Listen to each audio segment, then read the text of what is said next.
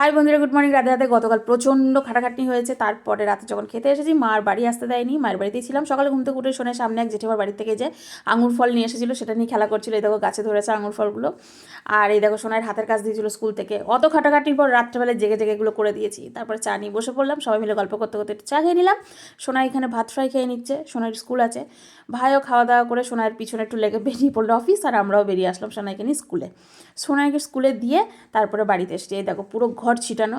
যা কাজ করতে করতে তো খিদে পেয়েছে, পেটটাকে তো আর কিছু করা যাবে না, তাই পেট পুজোটা সেরেই নিলাম সকালবেলায় কচুরি তরকারি দিয়ে। তারপরে ব্যাস কাজে লেগে পড়েছি। বাবাও এসে আমাদের হাতে একটু লাগিয়েছিল কাজ। বাবা দিদি যদি না থাকতো আমার এই সময়, তাহলে তো আমি পুরো শেষ হয়ে যেতাম। যা কাজকর্ম সারা গেছে, তারপরে চলে গেছিলাম বাবাকে নিয়ে এক জায়গায়, সেই কাজও সারলাম।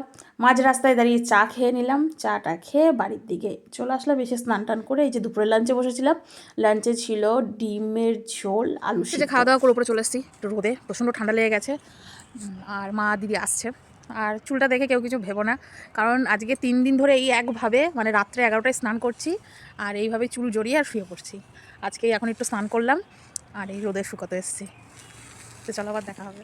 আমার দিদি, কাজের মাসি, আমার দিদি না থাকলে আমি পুরো অন্ধকার হয়ে যেতাম। এই দেখো এখনও কাজ করছে, ওর কোনো ক্লান্তি নেই।